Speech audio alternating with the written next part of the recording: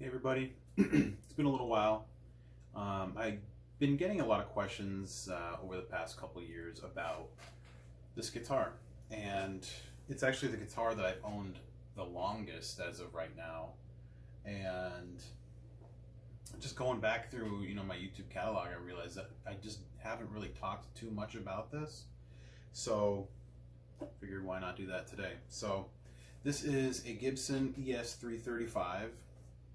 It was made in 1986.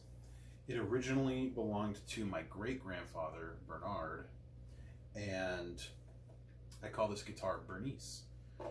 Not because of it being, the female version of Bernard, but when I was originally doing work on this years ago, I took this pickup out and I found that he had actually written in pencil Bernice in the pickup cavity, which I thought was really cool because I was actually kind of calling it Bernice before then anyway, and I don't know, it was just kind of made to be, I guess. So I got this guitar, I want to say 2013, I think, somewhere around there, and I had been considering getting a 335 or something similar for a really long time, and I didn't ask for this, I certainly didn't expect to get it. My great-grandfather had at the time had passed away, I think 13 years before that. I think it was year 2000 he passed. So my grandfather had this guitar, but he doesn't really play electric guitar. He played classical guitar for a long time, and so he had this, and I think my dad had just mentioned to my grandfather, like, oh, I know John's looking into getting one of those guitars. And I was actually at Guitar Center that day, and I purchased an Epiphone ES-339, which was in a couple videos back then. I think it was in like a couple, like what if this Blink-182 song had a guitar solo. I think I did one for like Always or something, I forget. It was in like one or two videos. And then this shows up that day. My dad's like, oh, hey, your grandfather wanted you to have this. And I was like, okay. So I sold the 339 pretty quickly. It was a decent guitar, but, it didn't really compare to this one. But this needed a lot of work. My great-grandfather played it a lot, over the course of, like 12, 13 years or something before he passed. And the frets were very low. Very, very low. So we needed to get a refret on there. It actually needed a fretboard planing to make the fretboard flat again, or, consistent again. And I tried a couple other modifications on it at the time. I wasn't too thrilled about the pickups. I don't know what pickups were in there. Whatever would come stock in an 86 ES-335 dot. This is a dot because it's got the dot inlays. I think they might have been like an early version of the 57 Classic, but I'm really not sure. I still have the pickups. I think they have like some like patent number on them. I don't remember. They might just be like some sort of like Tim Shaw or something. I don't know. But anyway, my first attempt at changing the pickups, I went with an Invader, a Seymour Duncan Invader, because I wanted to try to do the boxcar racer Tom DeLonge kind of thing, and it was just a terrible fit. It just did not work at all. Maybe that's because the wiring was also 30 years old or whatever, but it wasn't right. And so from there I went and I tried a Bare Knuckle Mule pickup, and that was definitely a better fit, but it still wasn't quite right. So from there, I had managed to get my hands on a pretty rare set of pickups that are the 10th anniversary pickup set from Bare Knuckle. They came out in 2013. Only 100 sets were ever made, and I heard some demos and I was like, I think this would be a really good fit for that guitar. And I actually went back on my channel and I had made a video in 2014 of me installing those pickups, or not me personally. I had all the pickup installs done by my friend Healy Guitars, because putting new pickups in a guitar like this with no rear access panel is very difficult. You got to do like all the work either through the pickup cavity or through the hole here, and it's pretty difficult. But yeah, 2014 we put these pickups in, and I thought they sounded perfect. I had no other desires as far as pickups went, and people actually think that I changed the pickups since then, but these are the same pickups. They did originally have covers on them. They were etched. They said like 10th anniversary on them, but I read an article that they were cream bobbins underneath. So one day, I don't know, maybe like a year ago, I was just like, you know, I'm kind of bored with the way this looks, and I just took the covers off carefully. And yeah, I think it looks pretty sweet. So at that point, I also had the whole wiring harness changed. So it's got new pots and new wiring and everything, but I do still have all the original parts just in case. The only other thing I tried changing, I did change the tuners at one point to locking Grovers, and I had a lot of issues with them.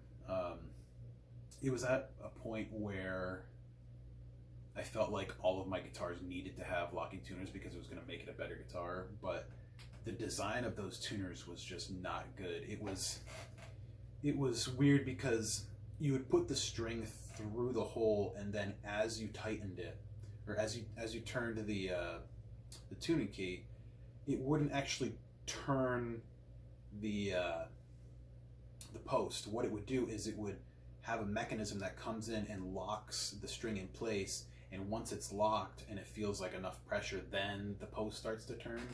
But there was something up with that design, because I broke so many high E strings just trying to string the guitar. They were brand new strings, and it would always just kink it in such a way that it would just snap. And eventually I was just like, forget it, I'm just putting the old tuners back on, and they work fine. I mean, they're not perfect.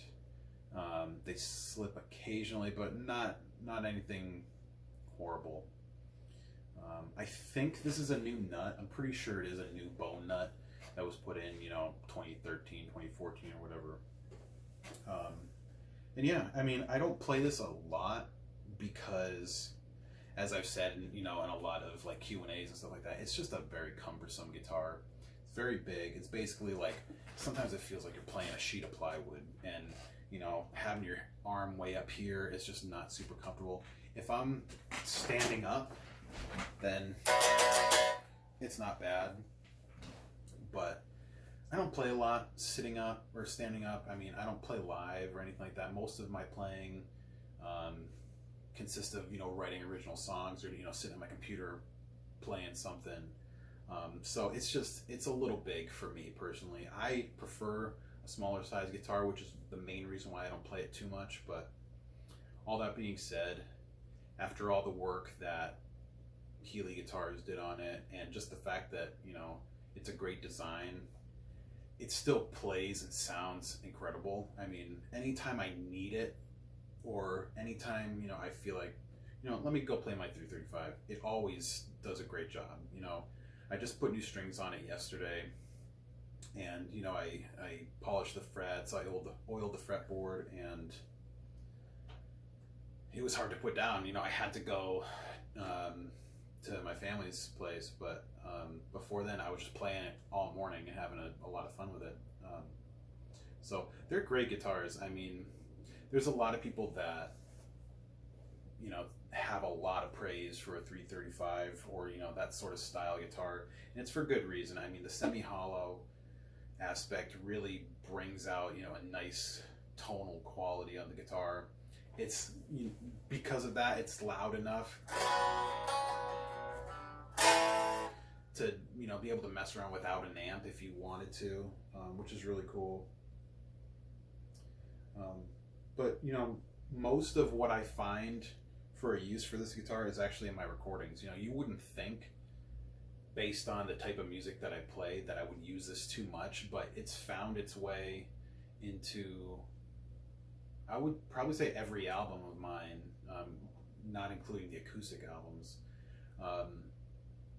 It was on my first EP a lot. I recorded, I think, all of the very first track, I Can't Believe You Came, with that guitar, with this guitar.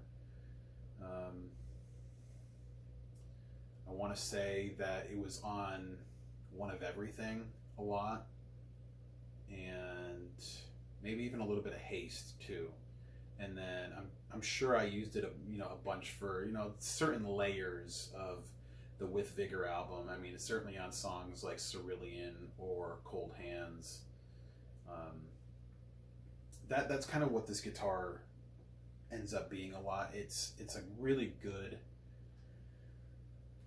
guitar for adding not filler, but not in a bad way. It just kind of broadens the sound a little bit, or it's really great for doubling with something else. Like, I've used it to double with my Strat plenty of times because it's just a different kind of sound that when paired with something like this guitar here, or anytime I've used a lot of Telecasters in my recordings, it's a great companion to that because it pairs really nicely with that, and it makes for a really fat, thick guitar sound, and it's worked out really nicely. I didn't use it a ton on my new album, but it's definitely in there for sure. It's not a main focus, but it's always the guitar that comes in handy when I need just like some background, like rhythm stuff, or like some harmony stuff. It always does what I need it to. So I don't know if there's too much else to say.